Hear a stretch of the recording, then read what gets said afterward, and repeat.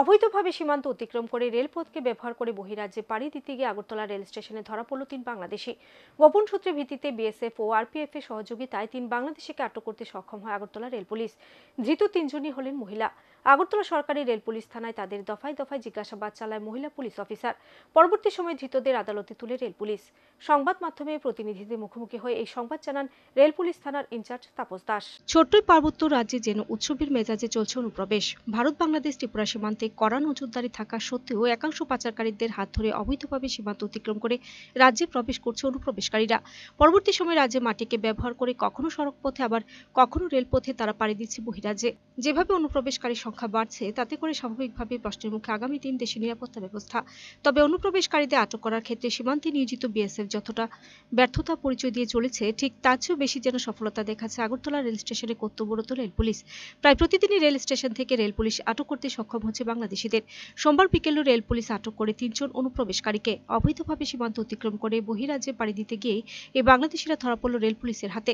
গোপন সূত্রের ভিত্তিতে আগরতলা আরপিএফ ও বিএসএফ এর সহযোগিতায় ধৃত বাংলাদেশি 3 মহিলাকে আটক করতে সক্ষম হয় রেল পুলিশ। ধৃতরা হলেন বাংলাদেশের সাতক্ষীরা জেলার হাসনা হেনা, নারাইল জেলার কুলসুম বেগম ও চট্টগ্রামের স্বপ্না আক্তার। ধৃত 3 জনকে আগরতলা জিআরপি থানায় দফায় দফায় জিজ্ঞাসাবাদ চালায় মহিলা অফিসার।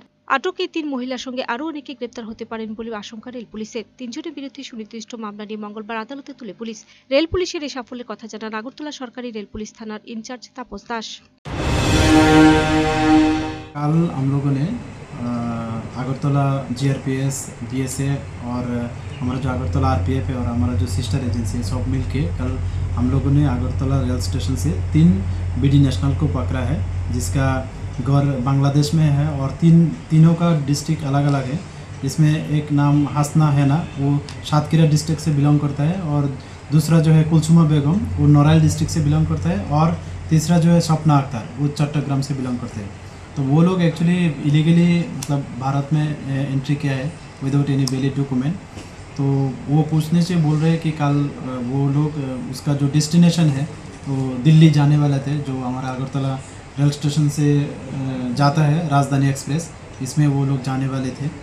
तो हम लोग उनके खिलाफ कल हमारा अगरतला जीआरपीएस में एक केस दर्ज किया है उनके खिलाफ, जिसमें जो नया कानून बनाया है बीएनएस एक्ट है, आईपीपी एक्ट है और फॉरेनर एक्ट भी है।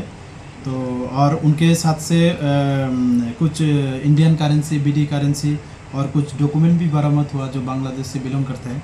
तो आज हम लोगों ने उन लोगों को लार्डनेट कोर्ट में पेश कर रहे हैं, और हम ये भी देख रहे हैं कि इसके साथ और कौन कौन जुड़ा हुआ है।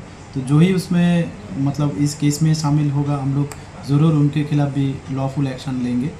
और आपने जो बताया कितना होगा, वो लगभग इंडियन टाउट, बीडी टाउट और बीडी रोहिंग्या मिल के तकरीबन 250-300 के पार होगा कि इतना हम अगरतला रेल स्टेशन तक अभी तक पकड़ा है।